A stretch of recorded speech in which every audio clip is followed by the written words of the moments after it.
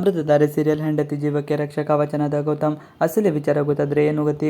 ವಯಸ್ಸು 45 ಮೀರಿದ ಬಳಿಕ ಗೌತಮ್ ದಿವಾನ್ ಭೂಮಿಕಳನ್ನು ಮದುವೆಯಾಗುತ್ತಾನೆ. ಮನೆ ಮಂದಿಯ ಒತ್ತಾಯಕ್ಕೆ ಮದುವೆಯಾದರೂ ಇಬ್ಬರು ಅನ್ಯೋನ್ಯವಾಗಿ ಬದುಕು ಸಾಗಿಸುತ್ತಿದ್ದಾರೆ. ಒಬ್ಬರನ್ನೊಬ್ಬರು ಬಹಳ ಗಾಢವಾದ ಪ್ರೀತಿ ಮಾಡುತ್ತಾರೆ. ಈ ವಿಚಾರ ಶಕುಂತಲಾ ದೇವಿಗೆ ಯಾವಾಗ ತಿಳಿಯಿತು ಆ ದಿನದಿಂದ ಗೌತಮ್ಗೆ ಬರೀ ನೋವೇ. ಇಬ್ಬರ ಪ್ರೀತಿಯನ್ನು ಒಬ್ಬರಿಗೊಬ್ಬರು ಹೇಳಿಕೊಡಬೇಕು ಎನ್ನುವಷ್ಟರಲ್ಲಿ ಶಕುಂತಲಾ ದೇವಿ ತನ್ನ ಡ್ರಾಮಾ ಶುರು ಮಾಡುತ್ತಾಳೆ. ಜ್ಯೋತಿಷರನ್ನು ಕರೆಸಿರುತ್ತಾಳೆ.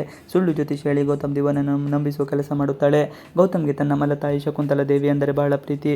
ಅವರು ಏನು ಹೇಳಿದರೂ ನನ್ನ ಒಳ್ಳೆಯದಕ್ಕೆ ಹೇಳುತ್ತಿದ್ದಾರೆ ಎನ್ನುವ ಭರವಸೆ. ಆದರೆ ಶಕುಂತಲಾ ದೇವಿ ಮನಸ್ಸು ತುಂಬ ವಿಷ. ಆಕೆಗೆ ಮಗ ಚೆನ್ನಾಗಿರಬೇಕು ಎನ್ನುವ ಆಸೆ ಇರಲಿಲ್ಲ. ಆಕೆಗೆ ತನ್ನ ಮಕ್ಕಳು ಚೆನ್ನಾಗಿರಬೇಕು. ಗೌತಮ್ ಆಸ್ತಿ ಮೇಲೆ ಬೇರೆ ಯಾವ ಕಣ್ಣು ಬೀಳಬಾರದು.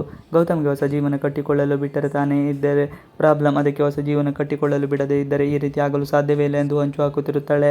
ಶಕುಂತಲಾ ದೇವಿ ಅದಕ್ಕಾಗಿ ಸರಿಯಾಗಿ ಪ್ಲಾನ್ ಮಾಡುತ್ತಾಳೆ. ಜ್ಯೋತಿಷರು ಗೌತಮ್ ಬಳಿ ನೀನು ಹಾಗೂ ನಿನ್ನ ಹೆಂಡತಿ ಒಂದಾದರೆ ನಿನ್ನ ಹೆಂಡತಿಯ ಜೀವಕ್ಕೆ ತೊಂದರೆ ಆಗುತ್ತದೆ ಎಂದು ಸುಳ್ಳು ಹೇಳಿದಾಗ ಗೌತಮ್ ಶಾಕ್ ಆಗುತ್ತಾನೆ. ಹಾಗೆಯೇ ಭಯ ಕೂಡ ಆಗುತ್ತೆ. ಮಾತು ಮುಂದುವರಿಸಿದ ಜ್ಯೋತಿಷ್ಯರು, ನೀವು ಇಬ್ಬರು ಮದುವೆಯಾಗಲೇಬಾರದಾಗಿತ್ತು. ಆದರೆ ಇಬ್ಬರು ಮದುವೆಯಾಗಿದ್ದೀರಾ. ಆದರೆ ನೀವಿಬ್ಬರು ಒಂದಾದರೆ ನಿಮ್ಮ ಮಡದಿಗೆ ಕಂಟಕ ಇದೆ ಎನ್ನುತ್ತಾರೆ.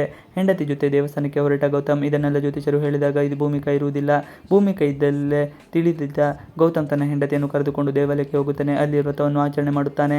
ಇದೆಲ್ಲವನ್ನು ನೋಡಿದ ಭೂಮಿಕಾಗೆ ಯಾರೇ ಇದೇನು ಮಾಡುತ್ತಿದ್ದಾರೆ, ಅಷ್ಟಕ್ಕೂ ಏನಾಯಿತು ಅಂತ ಇಷ್ಟೆಲ್ಲ ವ್ರತ ಆಚರಣೆ ಮಾಡುತ್ತಿದ್ದಾರೆ ಎಂದು ಮನದಲ್ಲಿ ಅಂದುಕೊಳ್ಳುತ್ತಾರೆ.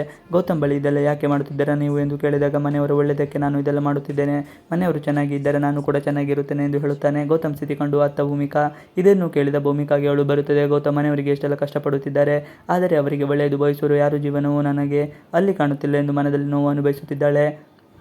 ಉರುಳು ಸೇವೆ ಹಾಗೆ ನೆಲದಲ್ಲಿ ಊಟ ಸೇವಿಸುವುದು ಇದೆಲ್ಲ ಗೌತಮ್ ತನ್ನ ಹೆಂಡತಿಗೆ ಏನೂ ಆಗಬಾರದು ಎಂದು ಹೆಂಡತಿಗೆ ತಿಳಿದ ಹಾಗೆ ಮಾಡುತ್ತಿರುತ್ತಾನೆ. ತನ್ನ ಹೆಂಡತಿ ಸುಖ ಸಂತೋಷದಿಂದ ಇರಬೇಕು, ಆಕೆಯ ಜೀವಕ್ಕೆ ಯಾವುದೇ ಹಾನಿಯಾಗಬಾರದು ಎಂದು ಗೌತಮ್ ದೇವರಲ್ಲಿ ಪ್ರಾರ್ಥನೆ ಮಾಡುತ್ತಾನೆ. ಇನ್ನು ಆನಂದ್ಗೆ ನಿಜ ವಿಚಾರ ಭೂಮಿಕಾ ತಿಳಿಸುವುದು ಎಂಬ ಅನಿಸಿಕೆ ಇರುತ್ತದೆ. ಗೌತಮ್ ಕಷ್ಟ ನೋಡಲಾಗುತ್ತಿಲ್ಲ. ಆದರೆ ಈ ವಿಚಾರ ಭೂಮಿಕಾಗೆ ತಿಳಿಸಿದರೆ ಶಕುಂತಲಾ ದೇವಿ ಕಥೆ ಬೇರೆ ಆಗುವ ಲಕ್ಷಣ ಕಾಣಿಸುತ್ತದೆ. ಗೌತಮ್ ಯಾವಾಗಲೂ ಚೆನ್ನಾಗಿರಬೇಕು ಎಂದು ಭೂಮಿಕಾ ಬಯಸುತ್ತಾಳೆ. ಇದೀಗ ಗೌತಮ್ ಸ್ಥಿತಿ ಕಂಡು ಭೂಮಿಕಾ ಬೇಸರಗೊಂಡಿದ್ದಾಳೆ. ಶಕುಂತಲಾ ದೇವಿ ಇದೀಗ ಗೌತಮ್ ಸ್ಥಿತಿ ನೋಡಿ ನಗುತ್ತಿದ್ದಾಳೆ. ಇವಿಷ್ಟು ಇವತ್ತಿನ ವಿಡಿಯೋ ಇಷ್ಟ ಆದರೆ please like, share and subscribe ಮಾಡಿ. Thanks for watching video. Please like, share and subscribe our channel.